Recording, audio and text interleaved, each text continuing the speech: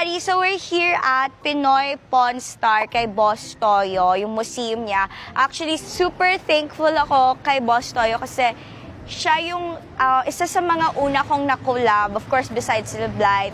Siya yung isa sa mga reason kung why I'm here. So after a long time, I'm here. Bakit? Kasi 'di ba, last time I went here, nagsanla ako ng Snoopy collection. Ngayon, magsasanla ulit tayo ng toy. Hindi, I'm just joking. But, visit natin si Apogi kasi inaanak ko siya. Pero, I wasn't able to go to his binyag last year. So, babawi tayo this year. If you guys watched yung nag-baby shopping ako, isa sa mga binilan ko si Apogi. Kaya, Kuya Gab, labas na natin ang gift natin for Toyo Liit. Guys, hindi na kailangan ni Boss Toyo at ni Apogi ng pera. Kaya ang binilan ko siya ng malaking toy, okay? Hindi na kailangan yan. Boss Toyo! May sasanla ko! Why? Hi! Hi, Boss Toyo. Miss you. 5 months na ako. 5 months? Yes. 5 months na yan? Yes. Parang wala nagbago. I know, right?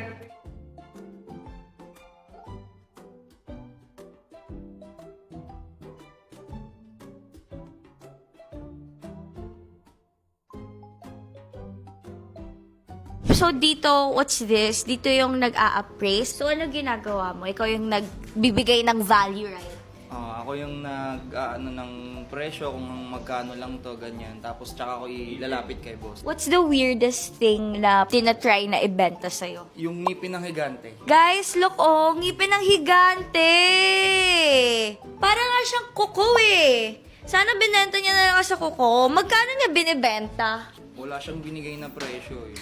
Usually ba, pagka ginagawa niyo yun, dapat ba sila nagbibigay or kayo talaga nagbibigay ng price?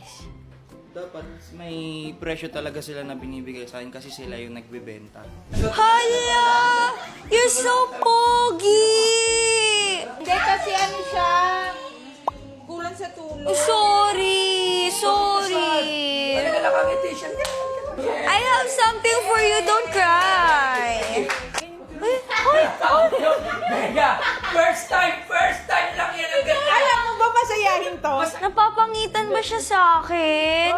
Sabi nila ganun daw kapag ka daw